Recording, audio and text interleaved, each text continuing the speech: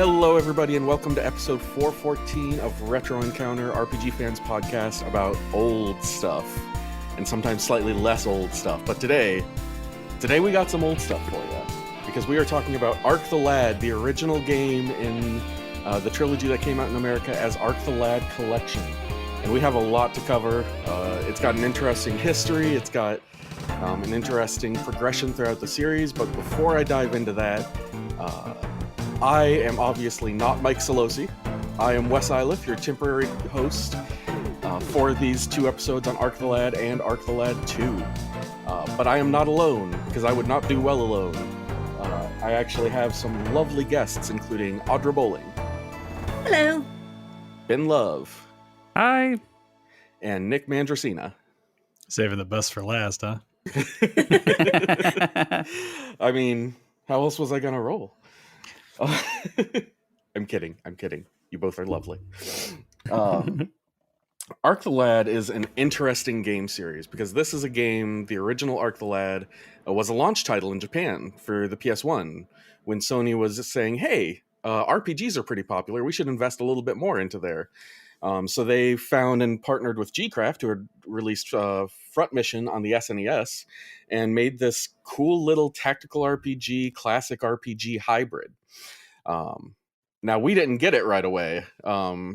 This ended up actually being one of the last projects working designs ever put together, because they had been trying to get licenses for this for ages, and Sony just kept saying, you know, RPGs don't matter in America, so we're just not going to release them, especially this, you know, purely 2D animated 10-hour tactical RPG. They didn't have a lot of interest in bringing that over here. But eventually, after the release of FF7, Sony kind of saw the error of their ways, saw that, RPGs can be a big hit in America, and allowed the license. And then working designs had to delay over and over again, because by that point they were translating 3 games, technically 4 if you count Ark Arena.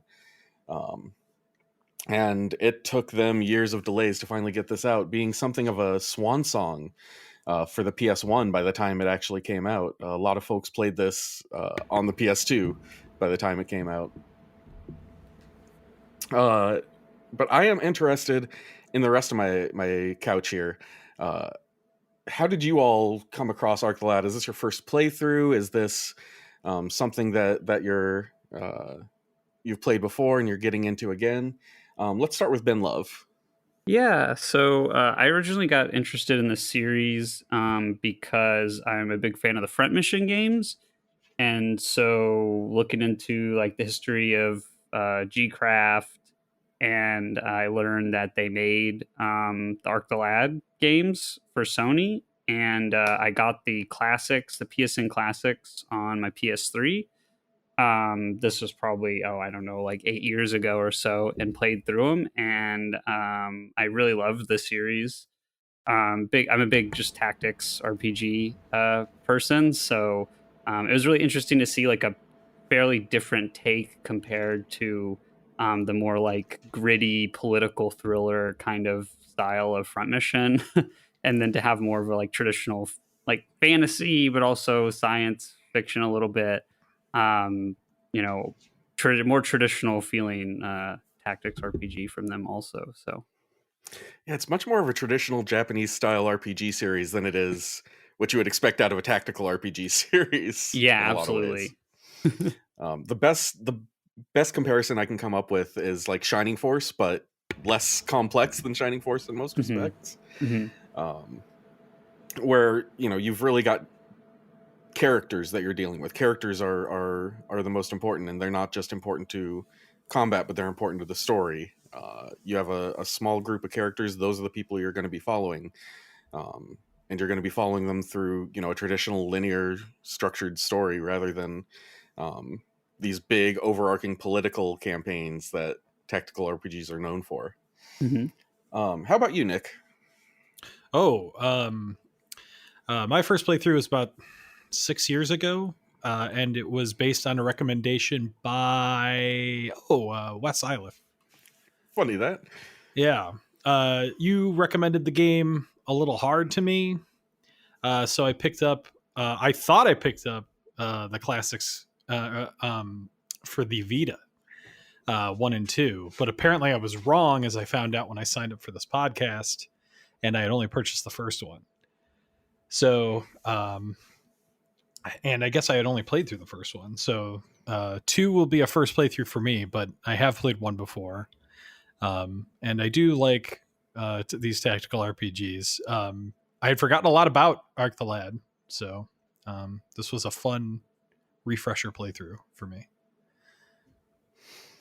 That's awesome. Digging into Arc the Lad 2 for the first time is going to be a major shell shock kind of moment compared to Arc the Lad 1. I hope so. What's interesting about the development is that originally the story of Arc 1 and Arc 2 were meant to be a single game. But as they were aiming for Arc to be a launch title, they just didn't have time to complete this big epic story that they had planned.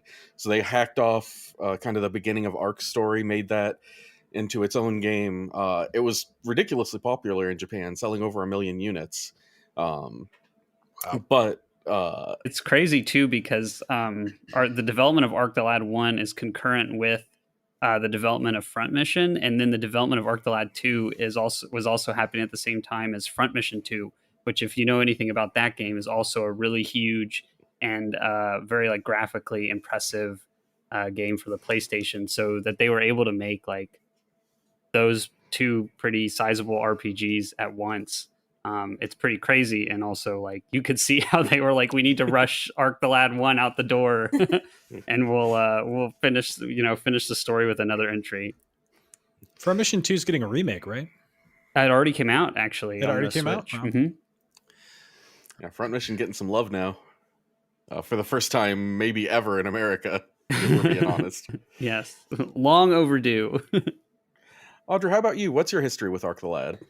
Well, actually, my first exposure to the series was the anime. Oh, I picked awesome. that up out of curiosity, and it was decent and had some surprisingly dark moments, and I found out it was kind of based off of Arc the Lad 2. Mhm. So when the Arc the Lad collection came out, I actually got it as a birthday gift, and then I never was able to find time to play it. So when this podcast came up, I was like, yes! It's time. My goal, yes, it's time. So now I'm playing the Arc the Lad 1 and Arc the Lad 2 for the first time. And I'm really loving it, especially I enjoy it a lot more compared to the anime. Yeah, the anime was a slightly lower budget experience, to be sure. And maybe didn't move the plot along at the fastest pace, whereas, well, we'll get into Arc the Lad 2 next episode. Let's not spoil too much of that. But Arc the Lad 1 is almost like a tech demo for Arc the Lad 2 in a lot of ways. It gives you a bite-sized chunk. You get to see kind of what they were going for with the combat and with the characters and with the structure of the game, only for them to expand upon it in the future, which is a really interesting... You don't often see that dynamic with games like this. But I guess we can just dig into the game at this point, can't we? Oh, yeah. So Arc the Lad is the story of the titular lad named Arc, a young boy from the village of Toville, who we find out near the beginning of the game had a father named Joshua, who left 10 years ago, 10 years prior to the start of this story, to go stop something amorphously bad, promising that whatever he was stopping would resurface 10 years in the future, and Arc would need to be ready to face it when that time came. But we don't start immediately with Arc. We start instead with Shrine Priestess Kukuru, one of your first 2 playable characters, and something of a reluctant Shrine Priestess. Her job basically in life is to be married off to the royal family and essentially used as a figurehead for her mystic powers. And otherwise she needs to spend her life guarding a flame that has been burning for over 3,000 years called the Flame Scion. Kukuru is led by her town mayor up to the mountain. The town mayor seems, according to my notes, super duper shady. Oh, yeah. Yes. That mayor is up to no You know, good. this is a series that doesn't really play low and slow with its bad guys. You get the bad guy music. You get some maniacal laughter. They all seem to mention someone named Andel at some point, which the mayor mentions being rewarded by someone named Andel for pushing Kukuru to go and extinguish the flame scion rather than face her destiny. And so she does it. She goes up to the top of the mountain, extinguishes a 3,000-year-old flame, and all of a sudden the first blizzard in 10 years hits the village of Toville in the continent of Saria, where we start. It should be noted that she feels bad about she immediately it. has some misgivings. Yeah, she realizes it was a mistake. And doesn't the demon just like he like pops right up like the immediately Ark Ghoul, after. as he's called. Yeah. Yeah. But ARK, just to be clear. He's like, he also seems kind of friendly. Like, Ark walks up to him and he's like, hey, are you the dude that extinguished the flame? Like, he's just looking for the person who did it. And like, people are just like picking fights with him. Yeah, he does briefly mention, destroying life on Earth and everything. But aside from that, he's a pretty friendly dude. Got to zero in on his one flaw. Now, this is where Ark comes in, because his dad disappeared that night 10 years ago on the only other blizzard that had been seen in 10 years' time. So Ark grabs his dad's armor and weaponry, and decides, I'm going to go march up the mountain and see if I can figure out what potentially killed my dad. He runs into Kukuru pretty quickly, who says, okay, you can go relight the flame for me if you want, essentially, without a whole lot of fight. And so he heads on up, and before long finds the Ark Ghoul. The Ark Ghoul is like, oh yeah, I was part of all of this badness 10 years ago. Sure thing, but bad news, I'm way stronger than you.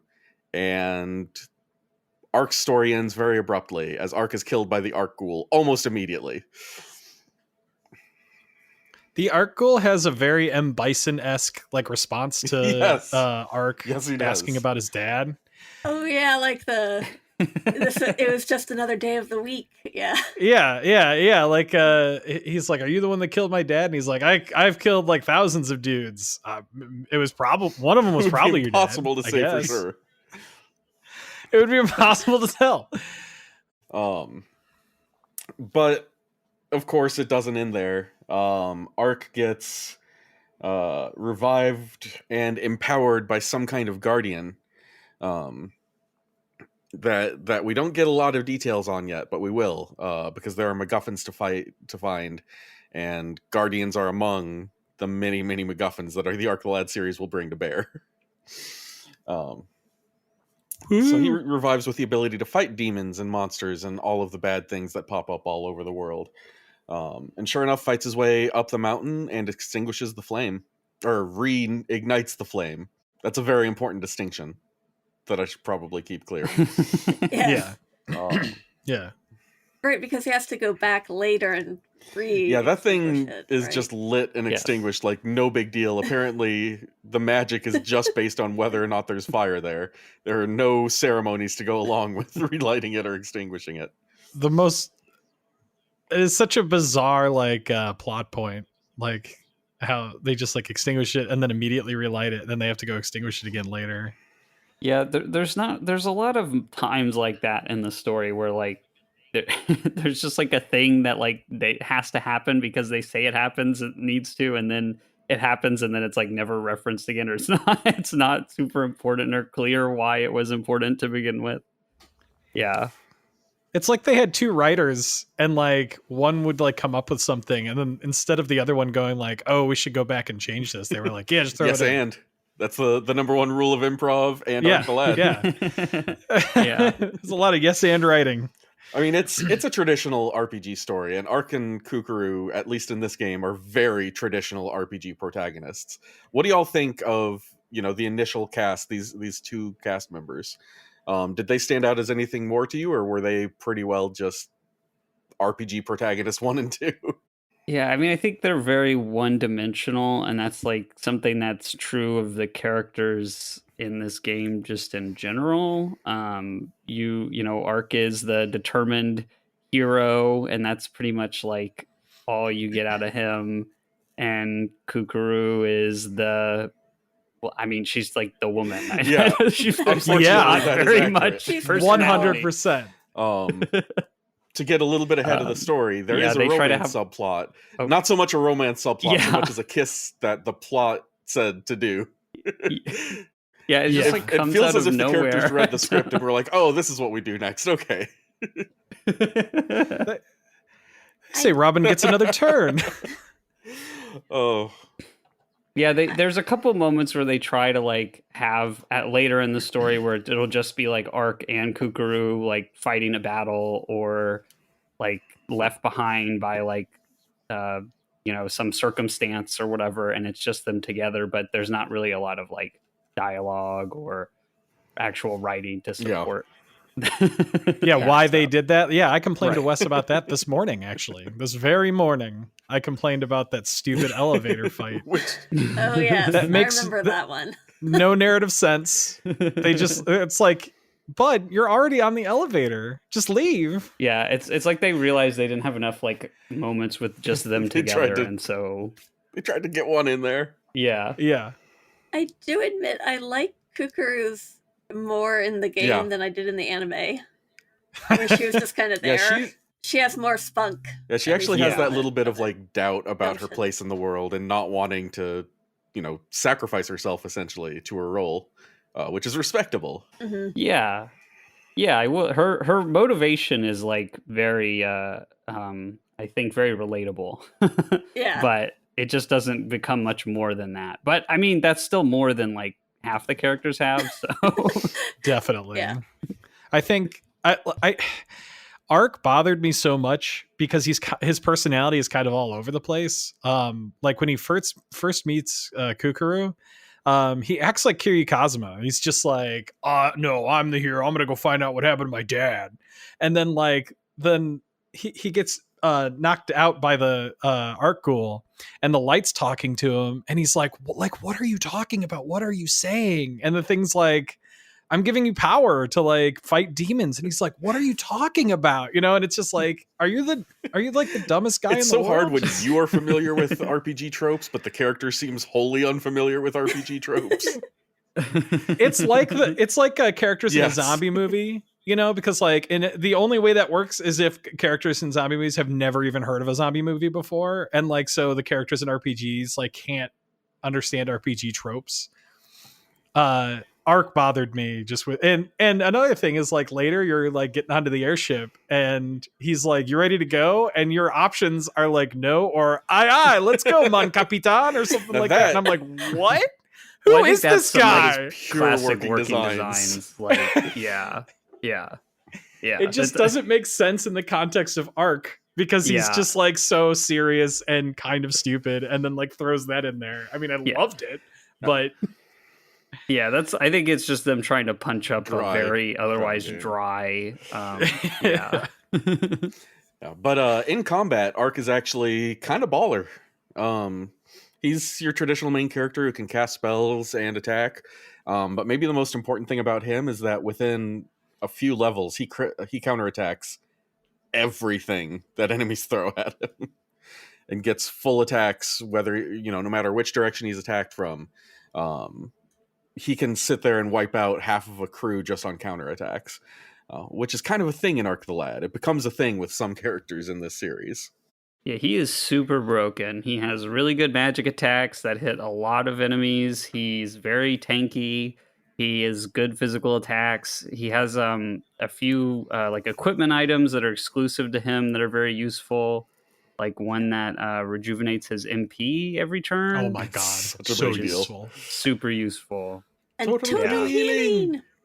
Oh, Total we need healing. to talk Total briefly about healing, the yep, voice yep. samples in this game because they're amazing. Every spell, every attack has some unique voice sample that goes along with it. They're all still in Japanese, but most of them are English words, and you get just the best delivery. Yeah. A lot of burn Burn so Groundo. So Yeah, a lot of that. A lot of that.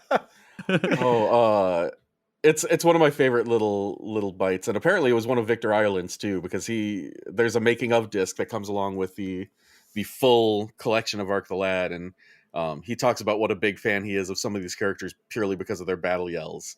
Especially Changara, who we'll get to and we'll probably have to discuss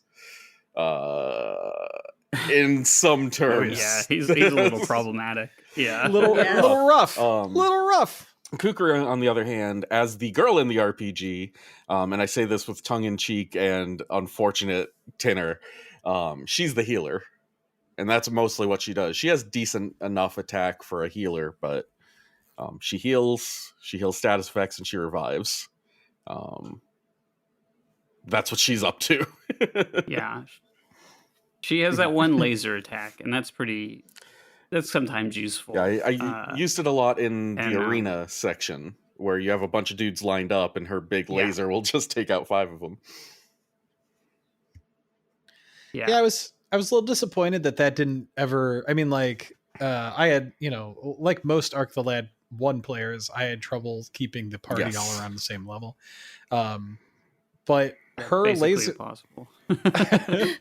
I was really disappointed that like her laser attack didn't get like. I thought that like it would be really good to have that super powered at some point, and it just like it gets a little bit better, but that's it. Yeah, it's never the most efficient use of your time, unless you just don't have anything else to do with Kukru. She's got plenty of MP for the most part, so you can throw some down on occasionally less important things. Yeah, I will say the utility characters are pretty important, because so much of the game boils down to keeping Arc and Tosh alive and in as tip-top shape as possible. So there's a lot to keep all the utility characters busy doing that. Yeah, they end up being vital, if not the most interesting, mechanically. Yeah. So from there, Arc kind of gets a little bit of a reputation for, being this big, strong warrior who can take out the monsters. And not long after sealing the ghoul again, is summoned to the kingdom of Palencia, also on the Saria continent, kind of the ruling nation of this continent. As he leaves the village, Kukru separates for a bit and says, as soon as I learn how to use these powers that I've got, I'll follow right along. Thus taking you back down to 1 party member yet again. Sometimes they take their time giving you party members. By the end of the game, you'll have 7 of varying degrees of usefulness, and we'll talk about each one as they come up in the plot. Like the next one, as soon as we go to Palencia Castle, we see a bunch of soldiers marching out to defeat some monsters kind of out on the plains. And following along seems to be a member of the marching band. All of the soldiers are a little bit chubby, but Poco is like half the size of the rest of them as well. And is constantly tripping and running while holding his hat. There are some nice little 2D animations that give more character to these, otherwise, kind of flat characters. And Poco is one of the ones who has the most going on as kind of the scared, clumsy little guy who has to learn to be a warrior. But there is a devious minister at the castle. Of course, there has to be someone whispering in the king's ear, right? Yeah, he's the minister, not the chancellor. That's the only real difference. Get it right, everyone. But we learn before too much longer that his name is Andel, and we've been hearing his name off and on throughout, as someone who is rewarding people for doing bad things, capital B, bad things. And as he seems a little bit shady, he sends Arc to clear monsters out of a couple of locations in Saria. And Arc pretty quickly meets Poco, who joins the party and goes along fighting with him. Poco is an interesting mechanical character because he's your buff engine. Yeah, he's very good. Yeah, I used him a lot for side healing and just. Yeah, he has a drum that buffs attack and an ocarina that buffs speed, which are 2 of the most useful abilities in the game. He gets the like trombone. Yes, bomb the atrophy bomb later in the game, and I think good. that's and he has a laser drum. Yeah, the lion drum. Oh yeah, that's right. He does. Yeah. Honestly, I thought those two were some of his best abilities. Like, I mean, like aside from the fact that the trombone thing had like a huge range on it, I just thought it was cool watching him to like play it and shoot like the bombs out of it. And the That's the drum cool was thing fun. about Poco. Most characters learn abilities just by leveling up. Poco finds new instruments around and uses those as his different abilities. His normal attack is he fights with cymbals, which is also pretty delightful. He's got a lot more personality to a lot of his animations and a lot of his voice lines than a lot of the other characters do. I'm curious if you all agree or disagree that he's a little, in my mind, he's one of the less flat characters in the game. Yeah, he's my favorite. He's one of my favorites, probably. Yeah, Poco's the hero of this game. Sorry, Ark. Yeah. And he has a little bit of an arc, you know, like when Ark finds him, he was like hiding in the grass because his whole like platoon got slaughtered by monsters, right? And then by the end, he's like right behind Ark, like going into the thick of danger and stuff. So, you know, he grows a little bit as a character, which is more than you can say for a lot of the characters in this game. Not just that they grow, but that they have an arc, and you actually see them grow throughout the entire game. Yeah, I think he's the last character that has any interesting characterization, right? Yeah, there's interesting background to some of the other characters, but I don't know that anyone else has so much of interest in what they have to say as Poco. Yeah.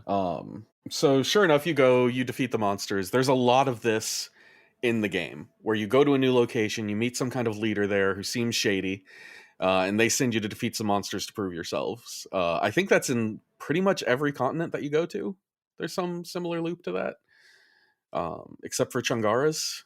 Yeah, most of them. Yeah. Well, yeah, because Changara's you have to go through part of the dungeon. Forbidden Ruins. Which we will get to for poor Ben's sake, if nothing else. As we get back, monsters are attacking the castle, and hey, Kukru's there, having promised to follow Ark, and you get your third party member, which with those three, you finally have kind of a functional party. You've got your buffer, your healer, and your all around damage dealer. It will grow a bit more, but it's going to be those three for a hot minute. We also get a few scenes with Andel showing how evil he is, talking to an evil mirror. There are cutaways in this game that cut away to the villains saying mysterious villainous things. Usually not much of substance. Just a lot of mwahaha, we will get the MacGuffins before he does. It really is a lot of evil fluff. I feel like we're being hard on this game in some ways. I mean, I think Ark the Lad deserves a little bit of heat. Yeah. The first one. I haven't played the second one. I like Ark the Lad, but like, I don't know. I think being hard on this game. I think the fact that it's 10 hours is in its favor. That it's a short RPG. Yeah. Yeah. Yes. For sure. Yeah, you can kind of understand why they didn't want to bring it over originally. Just because it's such a and I think it's a time and place thing too. Like I think there's a lot of like small elements of this game that were probably really mind-blowing in 95. When a lot of people were still playing like orchestrated audio RPGs. and CG cutscenes alone. These were like innovations that Ark the Lad brought. Yeah, and the FMVs, like they're all very short, but you have a few where like you have like the airship taking off or things like that, and like I'm sure that was like mind blowing at the time. Yeah. This series definitely grows as it goes on. I know at least Nick, I believe, has played Twilight of the Spirits, the PS2 entry into this game. Oh yeah, I have. I don't know if either of the rest of you have. Yeah. Yeah, I've played it. I was gonna say, I'm guessing Audra, you haven't, since this is fresh for you. Yeah. So these games kind of grow in complexity after the first game. The first game is kind of this foundational, like I said, almost proof of concept for the second game, and it's got some really cool ideas, but you don't really see them brought into fruition until the sequel. Yeah, and I will say too, like the story is just it's very by the numbers. The characters are one dimensional, but the core elements like the combat and the encounter design and all of that are actually very solid. So you you, even though you're, there's not a lot to like keep you hooked in terms of like the narrative or characters, it's still like a fun experience, I think, playing through it. At least I had fun playing through it again this time. I did make it into a podcast game for some of the grinding, but that's neither here nor there. I've spoken about this on Retro before. The idea that some games you listen to podcasts while you play, and that isn't necessarily a knock against them. I watch television while playing it on my Steam Deck. So like, I mean, like there were some parts where I was grinding for over an hour or two, and I was like, well, this is perfect. My only real issue with the design is the experience system. I mean, like I think that's maybe to Ben's point, that's kind of a time and place thing as well. But also the map design. Some of them like especially the science lab, where like they have these big staircases on either side, but there's really only there's only like one block you can get up. It was so frustrating with some of these, and like you have all these really cool teammates, and I just can't get them. Which is hard when you're trying to level up some of the weaker ones, because you only get experience from actions. So if you have someone who's not able to get into the fray, they're not going to level up much, and Chungara is never going to see the level up screen. Yeah, and like you got to put Arc first, because like the first person out is going to get swarmed. And so like only Arc can handle that. So he's got the big booty on him and all the counterattacks to make that work out. Yeah, he's got that big old dump truck that they all want to hit on, and so you got to get him out there out front. And that's why he ends up being like 2 or 3 times as high a level as like everybody else. Yeah, he really is. Yeah. You're like looking at your levels and you're like, okay, everybody's around the high 20s. And then you go to Arc and he's like 42 and you're like, okay. He's the only character I hit max level with in this playthrough. And it was just natural. It was never at any point trying to level up Arc. I was in fact trying to level up other characters most of the time. Right. Yeah, and you can solo like the whole game with him. Yeah, he's a power if there is like a split area here where like here's one direction where there are some enemies, and here's another direction where there are some enemies, it's usually like Arc and maybe Poco, if I'm at all worried, going one direction, and then the rest of the party going the other direction. But yeah, from here, the king sends us to Milmana, the continent of Milmana, and Tokoye Forest, to be specific. Tokoye. Where the king's brother went off to, speaking of a similar kind of end-to-man kind of event like Arc has been hearing about from this Arc Ghoul. This is where we start to get into more and more of like this game is a very eco-friendly kind of game. And the big, humans are evil thing feels straight out of Fern Gully. They use everything. They take too much from the land. They forget the face of their father. And this is kind of the cause of everything going kind of poorly. And I think this area is interesting because it's like the first time when you get out of that kind of like medieval or kind of Eastern fantasy kind of aesthetic to, you get in the airship, and then that takes you to Milmana, and then Milmana, like there's guys walking around with like assault rifles. And it's like, oh wow, okay, this is a little bit of a like technology shock. It's this jungle army that feels straight out of like a modern day or not far before modern day. Yeah. Which Arc the Lad will continue down that path of, mixed technology plus some areas are sword and sorcery. What are you gonna do? Yeah. Some areas have buildings with giant screens on them. True, we do actually see TVs in place later on in the game. Yeah. Mm-hmm. What a bizarre time period thing that they've made. Yeah, like, very cool, but with Arc the Lad 2, like it feels a lot more cohesive. But with this one, it's a little jarring. Well, this one's weird too because like they didn't have time to really set up the setting. Yeah, right. With like only a 10-hour game, it's like really hard to have a unique setting and like not just like kind of dump it on the player. Yeah, you just kind of experience it as it goes, which is kind of. It's kind of Arc the Lad's speed. They do some of that in the second game and throughout, but they've got a little bit more time to let it breathe because you actually explore these areas and speak with people. Whereas in this game, there is no real exploration aside from like 3 areas, I want to say, where you get control of your character. Otherwise, you're traveling through a map that's a menu, going into places, getting cutscenes, and then getting fights, and then going back out to the world map to save.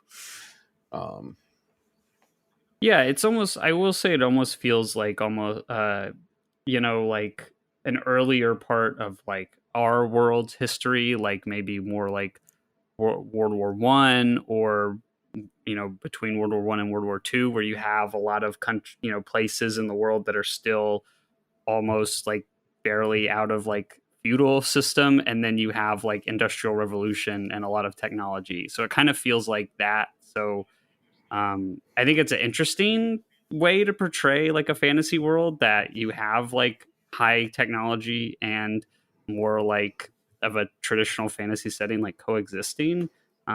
Even though some of these jumps feel abrupt, I think they still it never like took me out of the experience, I guess.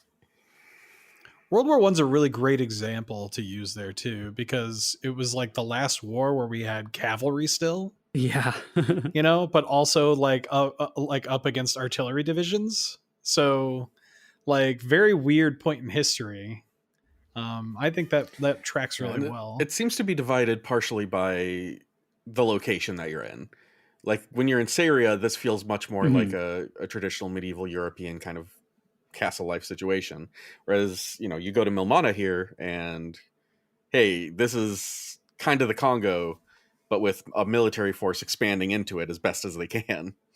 There you meet General Yagun, yet another person of questionable morality.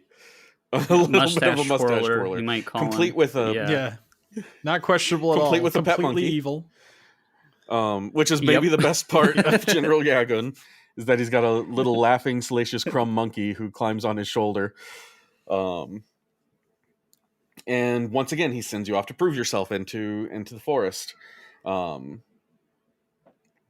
sends a ninja after them to kill them as well, because why not? This one was kind of out of left field. It's just like, oh, and he's got a ninja and his friend Ninja, who is going to go try to kill. Summon the ninjas. Now, the only really important line I have in my notes for this is world's tallest train, because that train rules. You roll up in a train that's like a quadruple decker. It's. I think that's being like conservative. Like that thing's got to be like, I think that thing's like 6 or 7 stories tall. Like that thing is huge. It rules. It's the greatest thing I've ever seen. The mechanical designs in Arc the Lad are actually pretty legit throughout, even if they can be over the top. Yeah, but it makes sense too, because like G-Craft, they worked on Front Mission, and they were all from Messiah, so they worked on like Cybernator, so a lot of like mech games and stuff like that. So a lot of the artists and everything were really big on machinery and mechanical designs. So I think that really comes through with a lot of the like technology parts of Arc the Lad, even with the first one. The Silver Noah. It's a phenomenal airship. It's kind of blocky in a cool way, like where it feels technologically advanced, because it can fly in that shape. Yeah, it's like a Front Mission mech. It's like a bunch of cubes and rectangles squished together.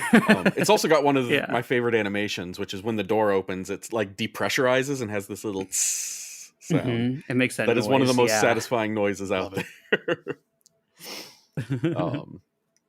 And then the little lip comes down so that you have something to walk across to get onto the airship landing. Game is full of little details like that. It's really cool. It's those little things that stand out more if you had been able to play this in its time, because there wasn't stuff like that in a lot of SNES animation. And this is the very beginning of PlayStation doing all of these little new bits with animation and with music. Yeah, it's like a 16-bit RPG, but like the way that you remember it being, kind of is how I would say. Like the music sounds are really high quality, and you've got all these little animation touches and visual effects that you couldn't actually do on most 16-bit hardware, but it still feels and looks a lot like a 16-bit game. It's pretty cool in that way. Honestly, the soundtrack is a little bit of like, it's got some bangers in it, I think. Mhm. Oh yeah. Oh yeah, the Yeah. music's excellent. Yeah. Yeah.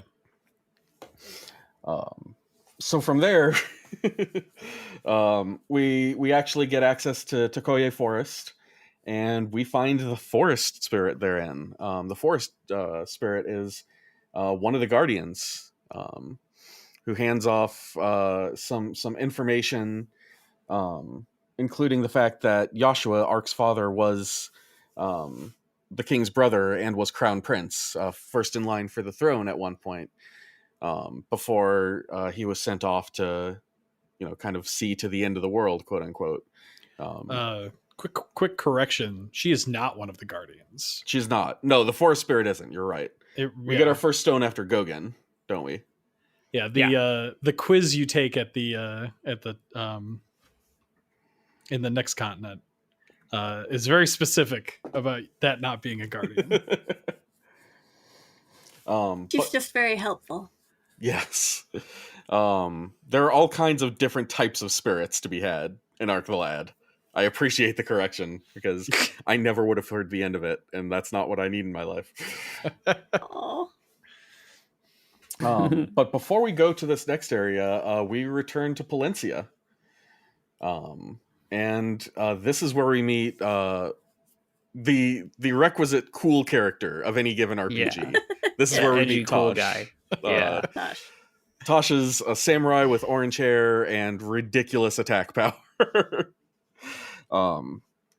He is basically the physical fighter of the Ark the Lad series, not just this game, but he is, whenever you are able to have him in your party, he is rock solid physical attacker. But right now he's being imprisoned. It sounds like he was trying to stop the massacre of his clan at the minister's order. Yeah, he was a guard. He was like one of them. He was part of the military, but then he like turned on them because he got an order to like get rid of his clan, I guess. Because I think his clan is like related to protecting the guardian. Yeah. And he wasn't going to do that. So he got put in prison for that. And Tosh is set to be executed for this. But immediately the party starts having doubts because the party, while kind of a group of default personalities, they're not that dumb. they can tell when something's a little bit off, and they At definitely least sense. think Andel is the sus. Yeah. He's sus. Suspect. Yeah, sus. Andel is sus. And this is where you hear guards mentioning Romalia trying to take over the world, a country that you had heretofore not heard of. But it's not necessarily the most important thing the guards do when they transform into monsters, which I believe is the first time we see humans transforming into monsters. Is that correct? I think think so. so. Yeah. This will eventually become a big thing. And in fact, a major plot point that stuff like this keeps happening.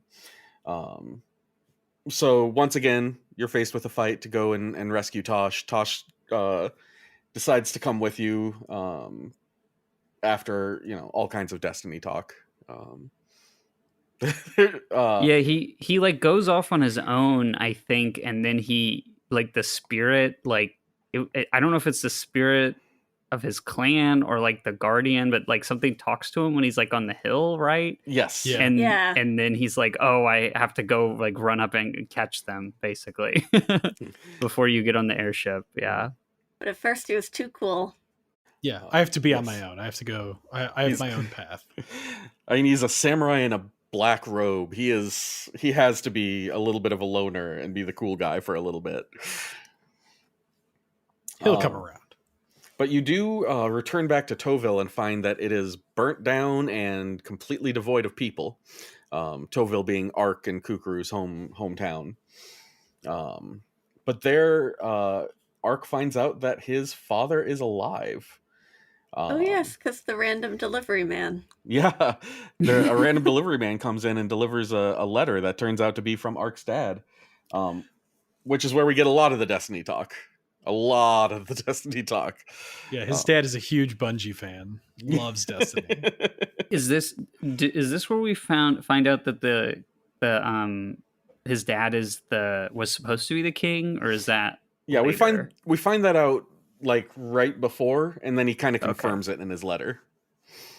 And yeah, they couldn't like if the game was a little bit longer, they might have let it linger, but they were like, okay, we need to drive this home. Let's give a little hint and then have the delivery man come here and basically confirm it. Yeah. Just convenient, but you'll also revisit. Well, maybe you will. If you know what's going on, you'll revisit Toville after every major event and get more letters from Joshua, as well as some pretty strong items, equipment. There's no weapons and armor in this game. You just have 4 slots through which you can equip accessories. There's a ton of these accessories, and most of them are optional. But they can severely change how you play the game, like, you know, the one that recovers MP for Arc every turn. There are some real heavy hitters, some that, you know, increase attack power by 10, 20%, that you'll want to throw on Tosh and just watch him do even more work than he can on a normal day. And I think each character has like 2 specific items that are unique to them that only they can use, and those are usually pretty useful. Like I know there's one for Changara that makes it so he gets all the experience from his summons, which is nice. And there's some other like unique ones. But before we meet Changara, we are told to go to this monolith to get a book that will help guide Ark's way as he goes for the next MacGuffin hunt that his father gives him, which is to find the Guardians and who have turned their backs on humanity, and to get their blessings and their stones, these power stones that will kind of lead him on his path and on his journey. So you go to this monolith in Saria, and you battle. You're drawn into another prove your worth battle with a weird glowy giant holding an old guy, as I listed down in my in my notes. But I don't know about you all, but this was the first difficulty spike for me.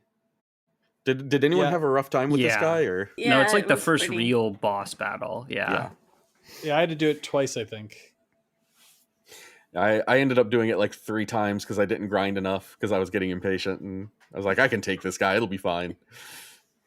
Because he can drop spells that hit your entire party and will almost always drop one before you have a chance to act.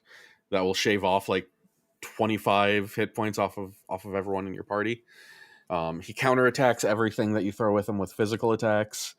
And you have to be really careful with positioning and healing, and it's entirely possible, due to his high hit point range, to run out of MP on your healer before he's done for. I ended up winning with 1 character alive on their last attack before they died. Oh wow. Nice. Climactic. Yeah, it felt really, really impactful. Should we all try and guess which character was left alive? Art. I think it was Ark who got the last hit off. I'm shocked. Figures. Shocking, truly. But the quote-unquote book that your father sent you about was actually this old man trapped in the giant. An over 3,000-year-old fella named Gauguin, who is your wizard for this game. He's kind of like a Master Roshi kind of figure. Yes. But less perverted. He doesn't really do any... Not perverted, but equally goofy. Yes. Yeah. And he's the one who helps, take those stones and guide you to your next location every time you get one of those guardian stones. Because that's pretty much going to be the rest of the game, is going to where these guardians are, getting their stones, and letting one lead you into the next one. And the guardian stones are elements. Yes, these are elemental powers. Each one fuels one of Ark's elemental spells, and he has access to every element in the game. So you actually see these little guardians pop up anytime he casts a spell before he actually casts it. Yeah, it's just really cool. It reminds me of like Golden Sun or something, kind of. Yeah. Yeah. I wish they weren't so goofy looking, but they probably weren't like back in 95. But like to me now, I think they're like really cute and goofy looking. Yeah, they all kind of have like a squat kind of proportions to them. So, and they They're all have like a adorable. little staff or Yeah, whatever. I think they they're hold. cute. Yeah. They're like I do think they're cute. they're like the indie Legend of Mana or Mana series Oh elementals. yeah, they do. They do look like the spirits from the Mana games. Yeah, a little bit. Yeah. They're just a little bit more indie about it. One of them's got like a pinhead situation going on while still being adorable, which is an interesting mix to pull off. Yeah, they're almost like kind of like Yoda. Like if Yoda was like the 4 different elements or whatever. Yeah, you got your Earth Yoda, your Water Yeah. Yoda, your Yeah. Fire Yoda. But Gauguin sends us off to Alatos, something of a Middle Eastern influence town continent, where we meet, for better or for worse, we meet Changara. And Changara, we've got to hit the brakes on from it. Yeah, I don't know if this is like a working designs thing. Like he's clearly supposed to be like a goofy like comedic relief character, Mhm. but the like speech, the way he talks, yeah. I'm not sure if that was in the original or if that's more of a working designs edition. It's a 90s racism thing. Yes. Right? Yeah. Well, he comes from a different part of the world than I do, so obviously it's okay to make fun of him. Yeah, that's basically what it seems to be working with, and I'm tempted to say it's a working designs decision primarily. Yeah, because this is the kind of thing that working designs would do, pretty clearly in their games. Chingara speaks in sentence fragments. He's greedy, miserly, only does things that benefit himself. He's a merchant who's always trying to play the angles and get more money out of something. All of which add up to goat breath. Yeah, Tosh, was it that calls him goat breath? Yeah, that feels pretty. Yeah, not great. Not great. Horrible. I was like, I audibly gasped when it happened. So we don't necessarily stan a Changara. No. Even though I think his action set is kind of cool. Mm-hmm. Yeah, because he's a summoner. Mm-hmm. Yeah, which is very cool. And he's actually super useful. Yeah, because you can he can summon eventually at the end of the game. What is it, like 5 or 6 different monsters, and that's like doubling your party size basically. Yeah, they just act as full party members when he summons them. And they have their own health bars and their own mana pools and everything, and that's just like super useful to have because now you have like double the amount of actions than you would normally have on a map. And even their actions give experience to Changara if you have the accessory, the King's Image, I believe it's called. Yeah. Yep. And that is pretty useful. They're not all like super great in combat, but even just having them to like use items on other characters or something is pretty good. Yeah, I also like that like one of them introduces a mechanic. I mean, like it's only really useful for like one fight, but like the Motfly that like summons ground spaces. Yeah. That's like a cool, just a cool idea. It sucks that it doesn't really pan out, but like I loved it for that fight. That was really cool. There are like 2 locations where you can use that to get to items that you otherwise couldn't reach. Yeah. And one of them is nowhere near when you acquire Changara, and probably won't remember to go back there because the items there might not be that useful. It's an interesting character mechanically, but it is hard to deal with in 2024, especially how he kind of pans out as a character. The overt racism? The overt racism is hard to deal with, yes. Yeah. But for better or worse, he tells you that he will lead you to the Light Guardian, the first Guardian that you seek, if you fetch a summon pot for him in Forbidden Ruins. Thank you. I was struggling to remember the name of the Yeah. optional 50 floor dungeon. You have It's to a go... very Aladdin moment, like go to the Cave of Wonders and get me the lamp kind of thing. very, very much so, yes. And it fits in the same kind of respect for the real life lands these are based on. Yes. It's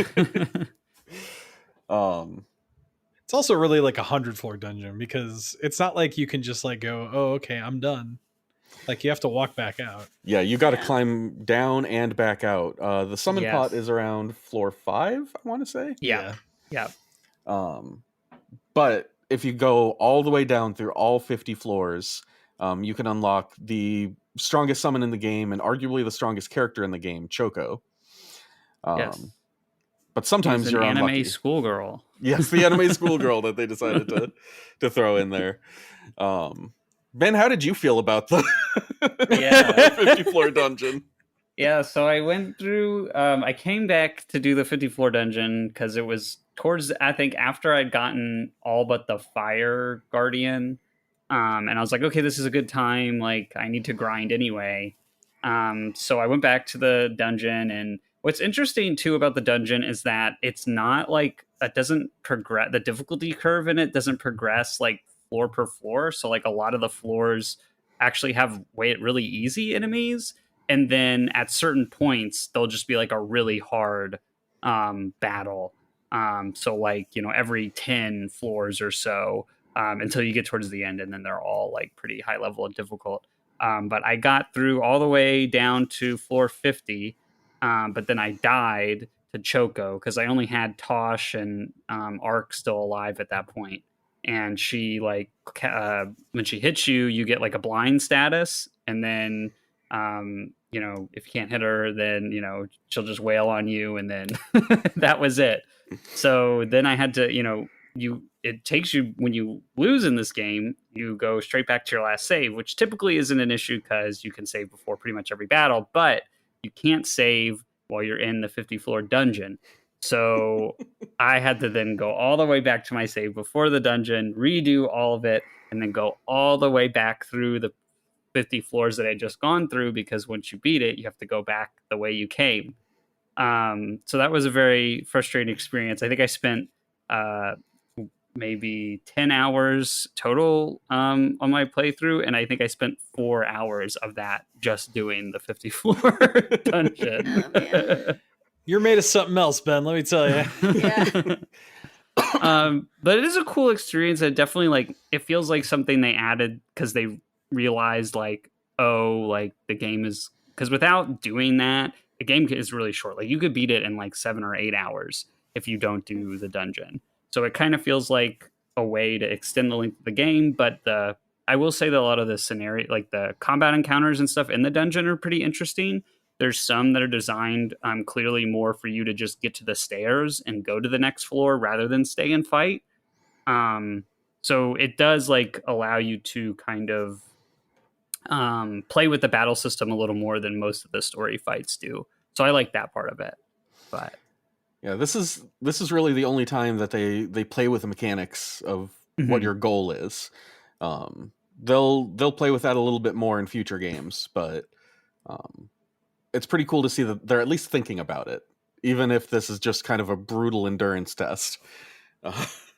Yeah. I think if it would have been better if they had checkpoints every 10 floors or something. That I think would make it a lot more manageable. But it's still a neat idea. And it is optional content. You don't have to do it. So yeah, but it is pretty cool to see Choco because she returns throughout the series, actually. As far forward as Twilight of the Spirits, I believe she shows up again. Yep. I don't know much about End of Darkness. The copy that I bought doesn't work, and by all accounts, it's not a very good game. Yeah, that's good. It's probably it's for the best. It's for the best. The series went down on an action RPG note that was not, by all accounts, the best way for the series to go out. Yeah, no, definitely not. Unless you count the gacha game that lasted about a year. Yeah, poor Arc the Lad. Wonderful series. Hopefully one day we'll see it alive again. But from here, you essentially get the pot, which is what allows Chungara to summon all of these different entities.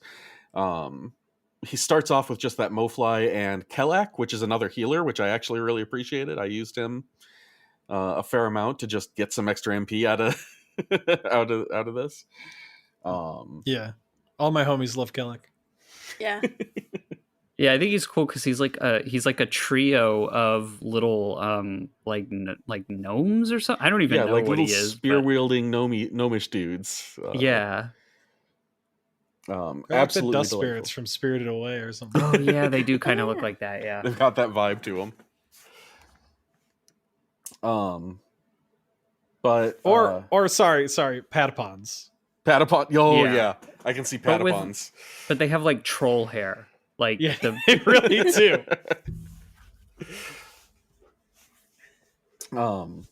But sure enough, Changara is good to his word, sends you to the Light Guardian, and then has a crisis of conscience because he remembers Ark's dad coming here 10 years ago and telling him, "Hey, I need you to help my son when he comes around." And Changara, as the caricature that we know him as, is mostly out for himself and doesn't want to do so. But he eventually convinces himself, and Changara joins you as your next party member who, for good or ill. I like his summoning abilities. I didn't find myself getting as much use out of them in the maps that I really needed them to, unfortunately. Yeah. I love the animation though of him like throwing his hand over the top of it and like shaking it up before he summons. Like I thought that was really cool. His little decoy. That little voice line is more likable than the rest of Changara's personalization. But Gauguin grabs his staff, lights up the light stone that you get after the Guardian tells you much of the same kind of humanity is the worst kind of things. This is pretty much how all of the Guardians go. Humanity is the worst, but Ark, you seem cool, so I'm going to lend my power to you. It's not even that. Ark is just like, but not everyone's bad. And they're like, yeah, all right. That's That's true. good. All right, buddy. Yeah, it's a good point. And that stone sends you off to East Anidar in Gratiane, which seems to be a place with fierce warrior monks that the party is kind of afraid of for some reason. They seem to be worried that these monks are going to be unfriendlies and get real nervous about them before heading over that way, which is interesting. They don't really explain why there's big concern over them when they've gone into much darker places, much more questionable company, and never been worried about it. But yeah, from there you head off to Gratiane, and this is the kind of Shaolin monk chapter, the Shaolin monk continent. There is there are scenes with an archmonk who seems to be the untrustworthy authority figure of this chapter, who seems concerned that the Ark's party is going to tamper with the Guardian somehow. So he sends a monk named Iga to intercept them. No, not the Guardian, the books. Yeah, The their books. secret texts. Yes, or their whatever. secret text is what he's worried about. Yeah. And they're like clueless to that. They're like, what are you talking about? Yeah, Ark's party has no idea what this is. They're just there for the We're gonna Guardian. see the Guardian. And you have to fight don't you fight a duel against Iga? Yes, you fight a duel Just against Ark? Iga with just Ark, which means you destroy Iga. Yeah. He doesn't have total healing, even if he does manage to get your HP down. It's not a problem. It was like I actually felt bad for Iga. Like during that fight, I was like, "Oh man!" In front of his whole clan, just bodied. But he is a pretty formidable character. I would Yeah. say like after Ark and Tosh, he's like number 3. He has Yes. the coolest ability set. He just goes really in, does. marks everybody, and like shoots lasers out of his nips. I assume.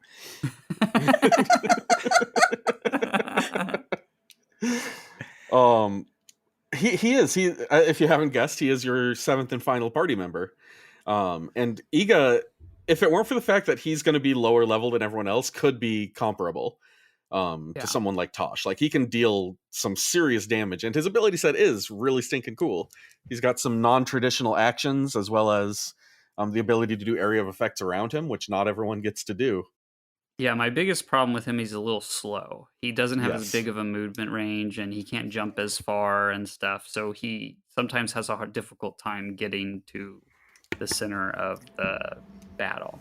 But Which makes the level offset even harder to deal with, because he can't get to the battle to get Level that up. experience he needs.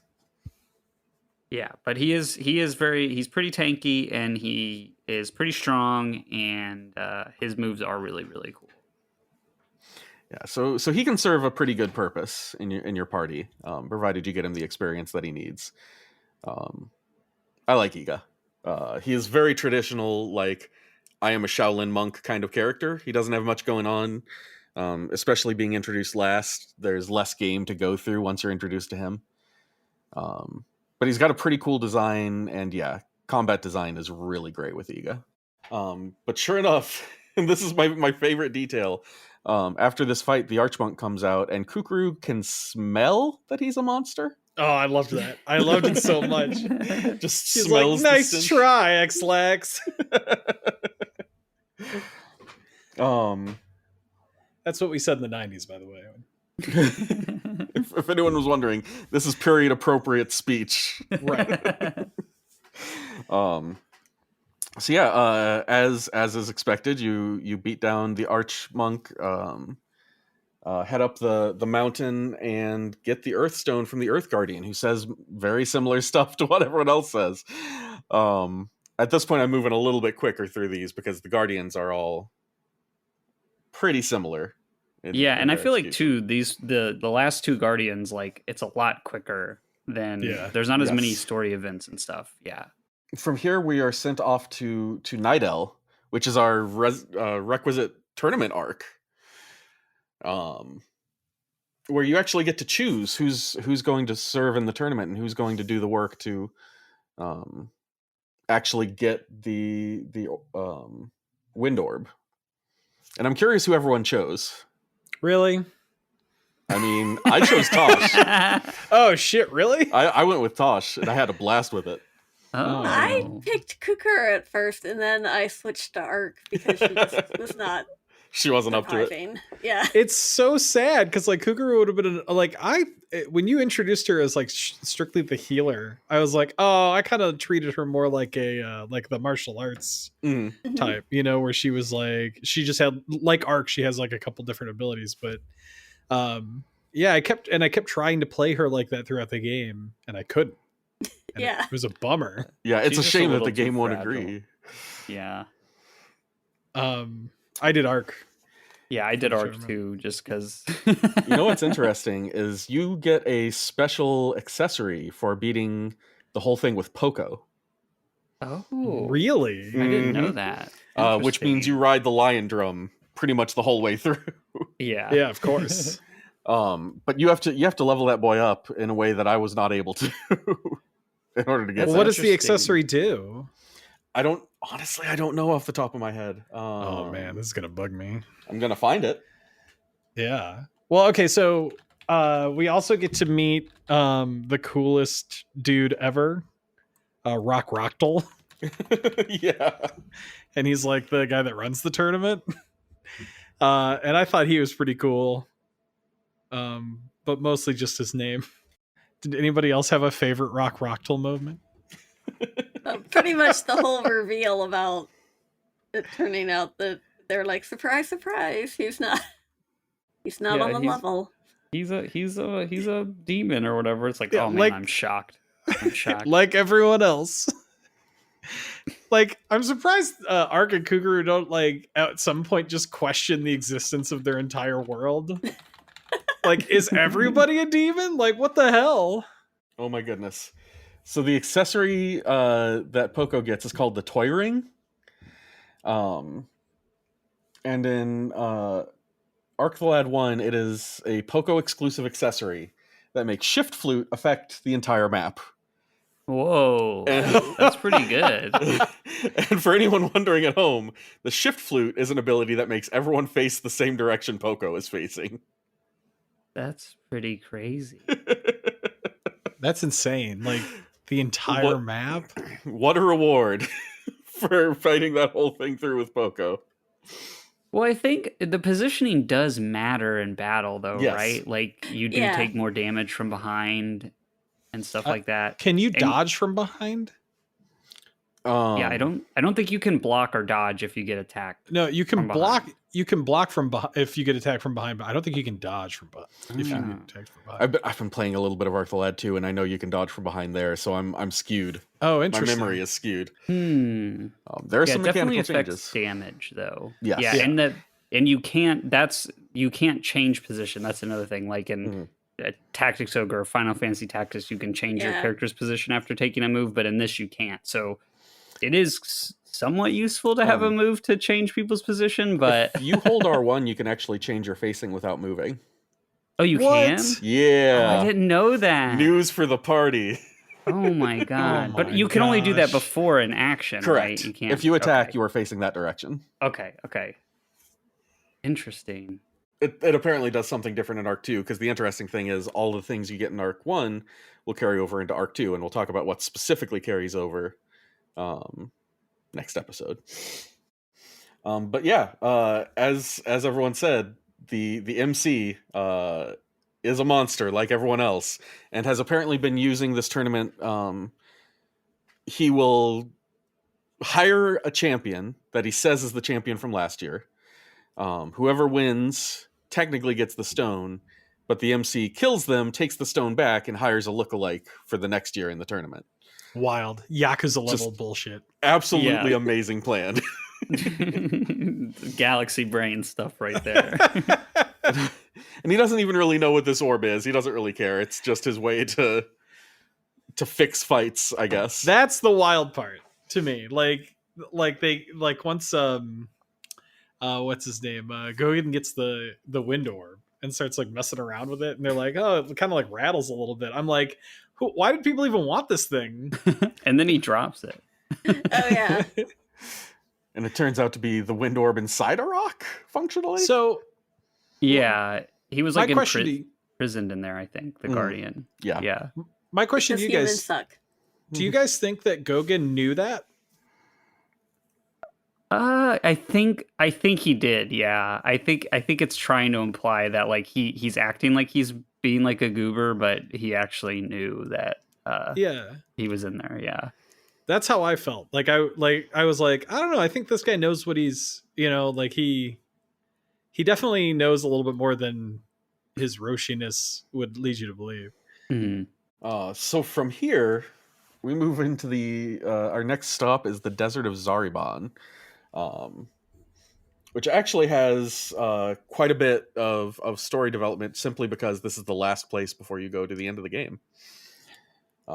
You're greeted by a member of the Saryu clan, who says he was sent by Joshua to take care of you all, give you a home base to work from as you're looking for.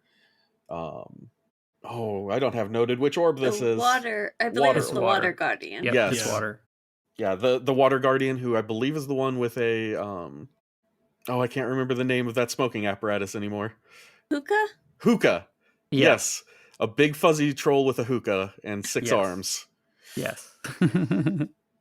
One of my favorite designs for one of the guardians. It rules. It rules. Essentially, this desert used to be fertile ground until about 1,000 years ago, when a merchant set up a mining operation, and following the Fern Gully story that we've set up for the rest of this, completely depleted the land of anything useful and turned it into a desert. Which is not the worst thing that happens to the Saryu village. No, definitely not. Because as you approach and get ready to kind of be welcomed, a whole bunch of lasers from the sky come down and just absolutely wipe out the village. Is it ever explained where these lasers come from? Well, there's like because right after that you fight like the military guys, Mhm. and I think isn't that part of like they're like developing a weapon, and I think they're related to like Romalia, right? Yes. Okay, yeah. So I think they And just Romalia has advanced technology. yeah. As we've been finding. Yeah, it almost when this happened, I was like wondering if it was kind of like referencing like maybe like the Gulf War, just because you have the the like desert country setting, and then this bigger foreign military force coming and just destroying the town. That would have, and G-Craft with Front Mission and everything, there's a lot of political commentary in those games. Not so much in Ark the Lad, but that's just what came to mind, and that would have been fresh in like 95. Yeah, interesting. Yeah. The reason that they give for the attack is to get some keys to the water shrine. Presumably to stop Ark. They don't really do much with it because they get beaten down by Ark's crew, who by this point is something of a powerhouse. In order to get to this point, your party has to be pretty much unstoppable. The Waterstone, meanwhile, leads us back to Saria for the final Firestone, the Fire Guardian, which is promised to be somewhere in Saria. And he's sad. The saddest sad. of guardians.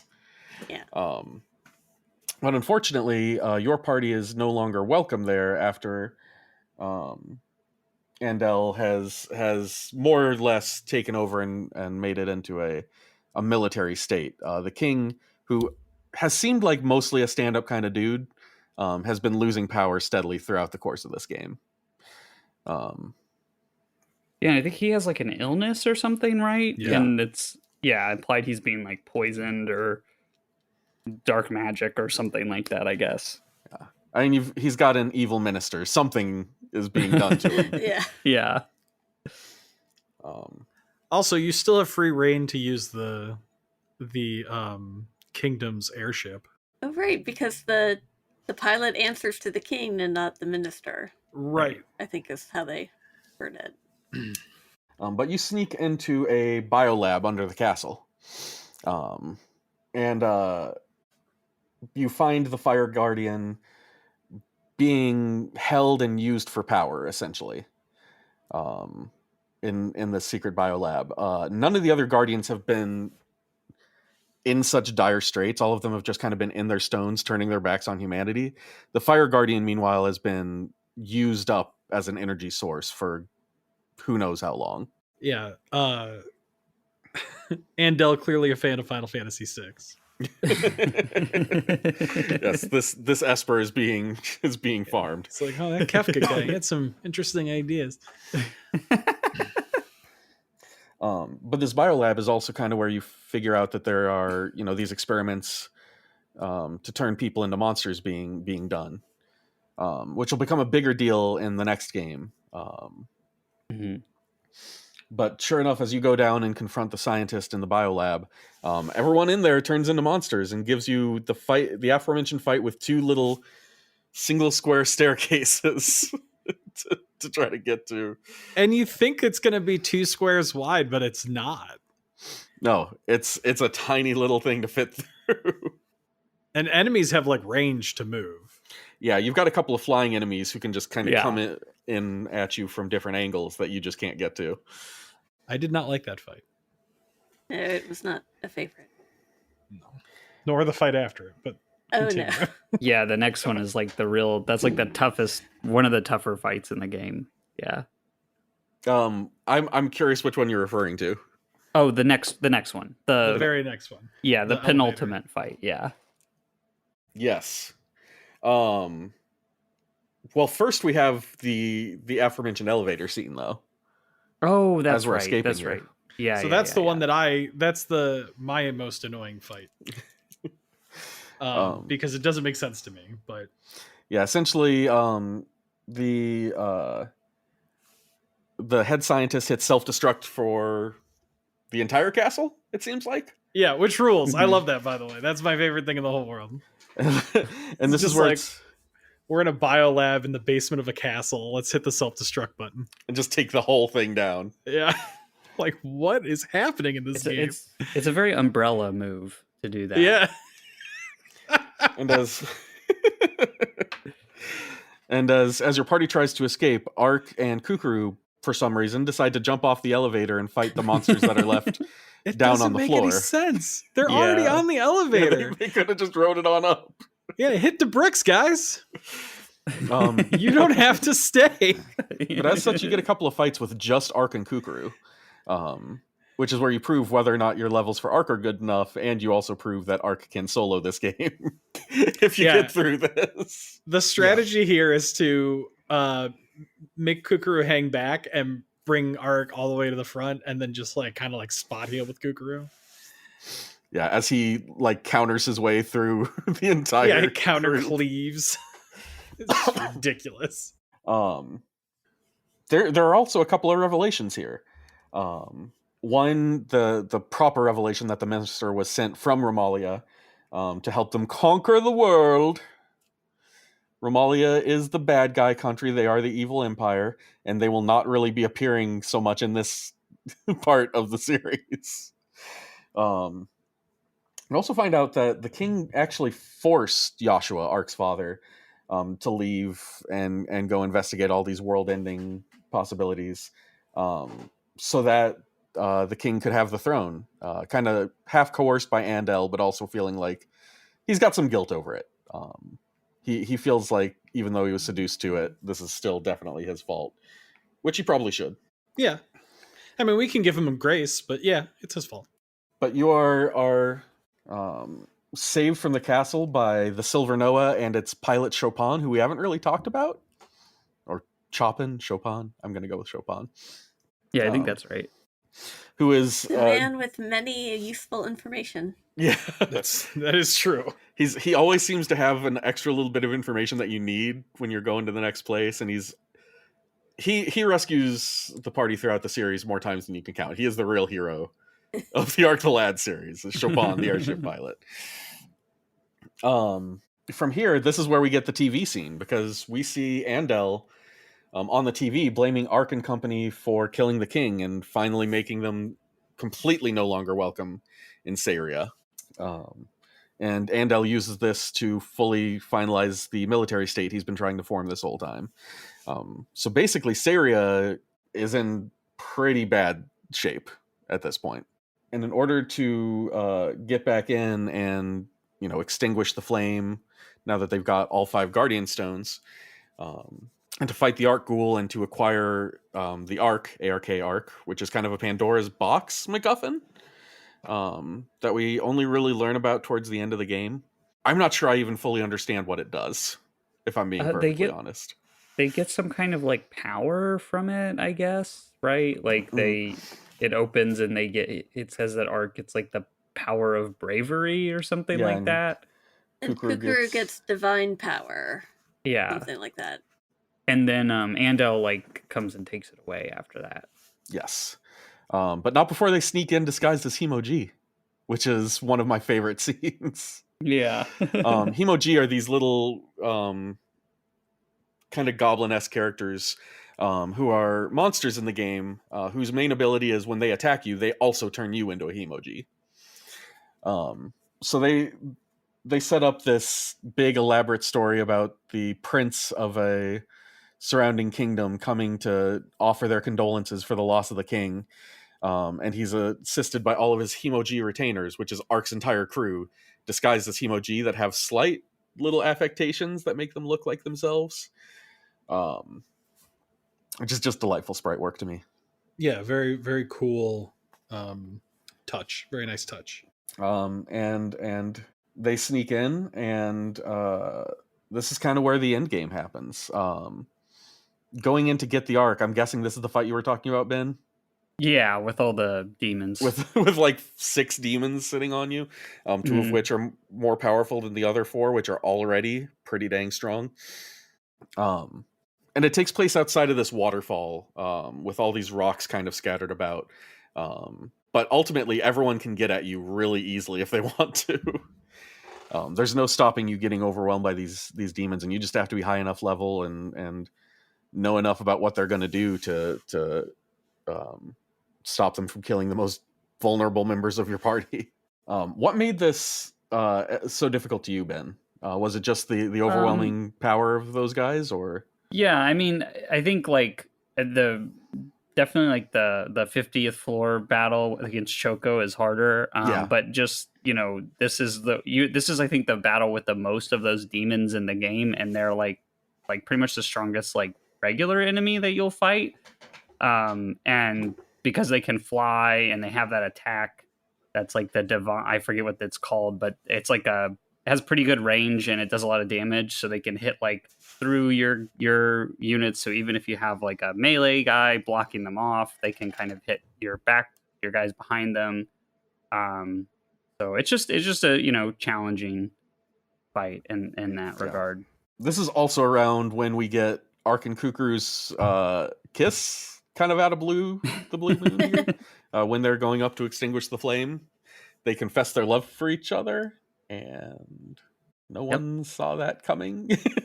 Yeah, it's very odd. Yeah, we're in this real charged situation here. I gotta kiss somebody, I guess, so you'll do. Yeah, you are the person nearby. When we do go to get this Ark, our final battle is not what I was expecting. Our final battle is a mirror match against versions of your party, put forth as like a test by the Ark to make sure that you're worthy of holding the Ark. Did anyone have any troubles with this fight? No. I'm gonna guess not. Not really. Because after fighting those demons, this is a walk in the park by comparison. Not only that, but you know your party well enough that you know who you should be targeting here. Yes. Like who you should be focusing down first. And they all start in a line, and so you can like just Ark, if Ark goes first, you can just have him do like one of his attacks that'll hit like all of them at once. Just a big old 5-space gale flash or whatever. Yeah, and then that'll take out a few of them, and then they're like at a huge disadvantage after that. So yeah, it's an interesting idea. I just don't think it works as like an old like the final boss. It's a little anticlimactic. But the greatest enemy is often ourselves. True. All right, okay. I mean, Mortal Kombat knew not to let the last fight be a mirror match, so yeah, it is a little bit of a disappointment, but from a gameplay perspective. But from there, we actually get a lot of setup for the next game in the final moments here. Toville Village just kind of lifts up into the sky. This big old Perfectly plateau normal. kind of forms up, huh? Perfectly normal. Yep. Plateau just kind of shoots up out of there, and it's a big, almost cataclysmic event happening that causes Toville to rise up, and they decide in pretty short order that Kukuru should stay there to keep a watch on the seal over the demon. I believe it's a seal over the dark one now. that's what Yes, they it say.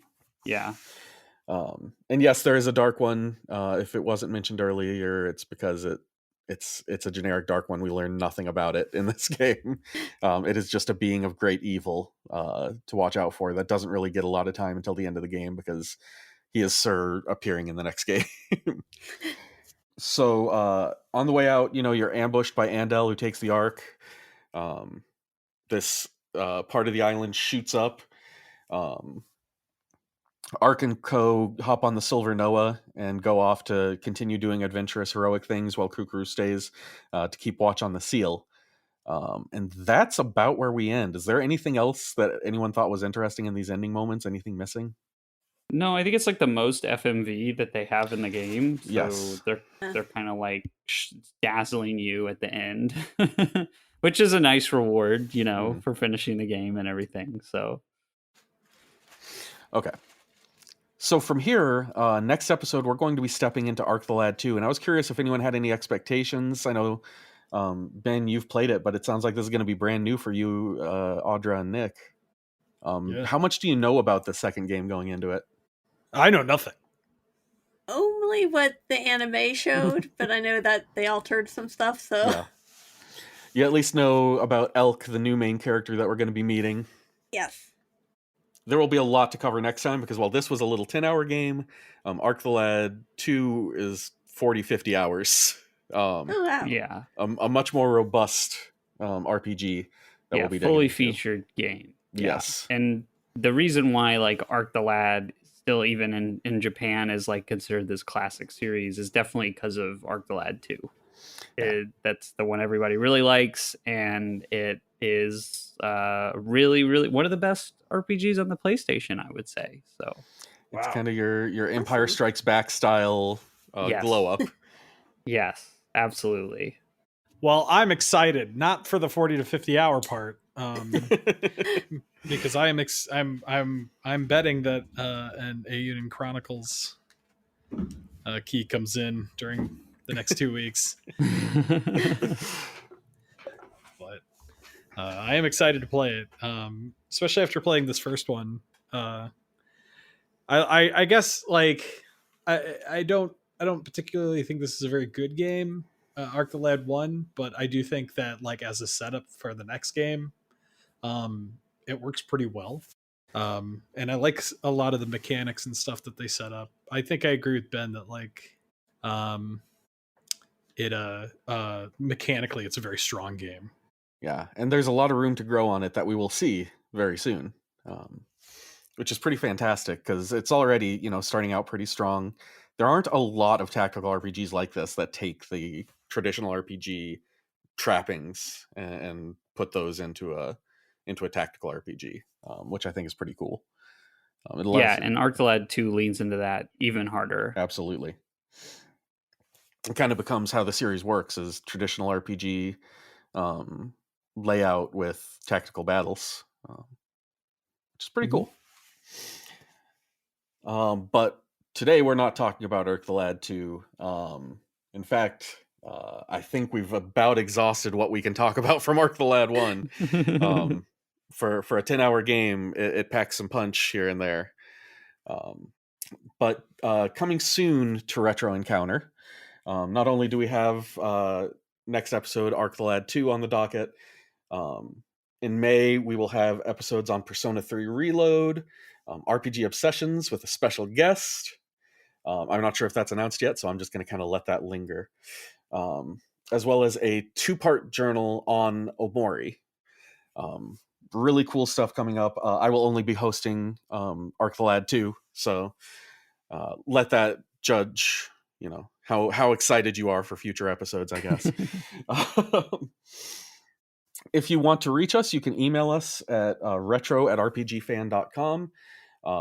We absolutely love, feedback, whether it's through email, through reviews on Apple Podcasts, Google Play, Spotify, whatever you have. We love feedback, especially positive feedback.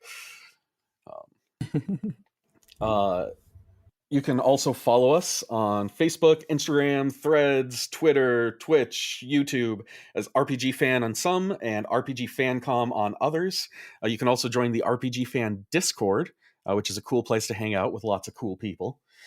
We have a shop at rpgfan.com/shop. Have all kinds of cool merch, apparel, stuff like that. Most of us probably have some kicking around. We also have 2 other podcasts. Every other week we have Random Encounter about current events and randomness. Every other week we have Rhythm Encounter about music, RPG music, which is always a delight. Otherwise, if you want to reach us individually, we all have some manner of contact information. So let's start with Audra Bowling. How can people reach you? You can reach me at email at audrab@rpgfan.com. Nick, how can people reach you? You can reach me at Blue Sky, nickmanwrites.bluesky.com, I think. Awesome. Yeah. And Ben. You can reach me at benloganlove@gmail.com. And that's it for us tonight. We will see you all again next week. But until then, good night. Be kind to yourself out there.